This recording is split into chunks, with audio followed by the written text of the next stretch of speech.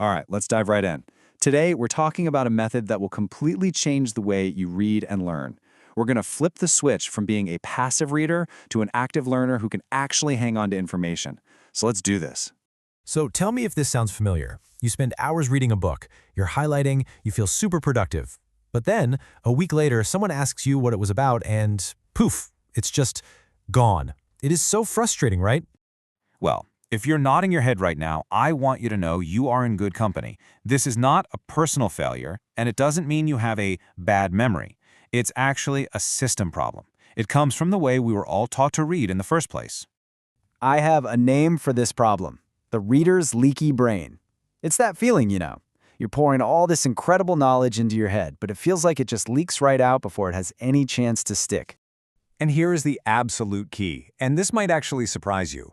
Your brain is supposed to do this. Forgetting isn't a bug, it's a feature. Our brains are these amazing filtering machines, and when you just read something once without engaging with it, you're basically telling your brain, hey, this is just some random trivia. You can let it go. So let's take a quick look at the science behind this. Because, understanding why our brains are so leaky is really the first big step toward fixing the problem for good.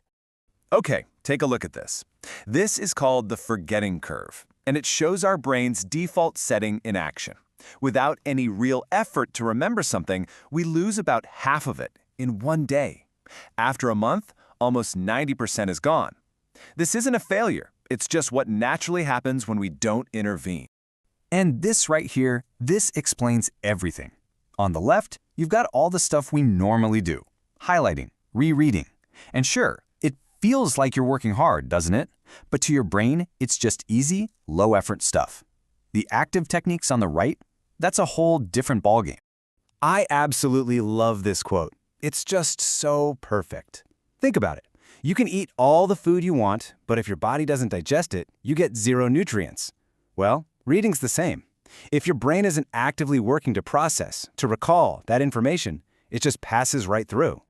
So, what's the fix? How do we start actually digesting what we read? Well, the answer is a simple, but profoundly powerful technique. It's called the active recall method. Active recall is basically like taking your brain to the gym. Instead of just passively looking at the answer in your notes, you force your brain to actually go get the information from memory. It's a difference between glancing at a map versus trying to navigate a route from memory. One is easy, but the other one is what builds real, lasting knowledge. And this really requires a huge shift in our mindset. The goal isn't to see how many books you can get through this year. The real goal is to deeply connect and interact with the ideas in the one book you're reading right now. It is all about the quality of your focus, not the quantity of pages you turn. Okay, I know what you're thinking. This sounds great in theory, but how do I actually do it? So let's get practical. Let's break this down into a super simple 3-step guide you can start using like today. All right, this is it. This is where we turn all that theory into a real action plan. Are you ready? Let's turn that leaky brain into a full-on retention machine. Here it is, your 3-step system. It's so simple. First, you read. Just a section, a chapter, whatever feels right. And notice what it says. Don't highlight. That's just a passive habit. Step 2, and this is the magic step, you recall. Close the book, put it down, and then either write down or say out loud the main ideas in your own words. Finally, step 3, you review. Open the book back up. How did you do?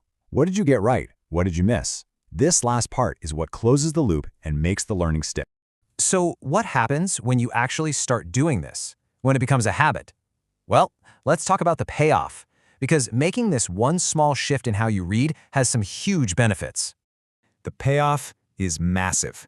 See, every single time you struggle to remember something, you are literally forging a stronger neural pathway to that information. It's like walking through a forest.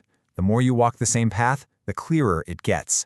That struggle is what signals your brain, hey, pay attention, this is important stuff, keep it around.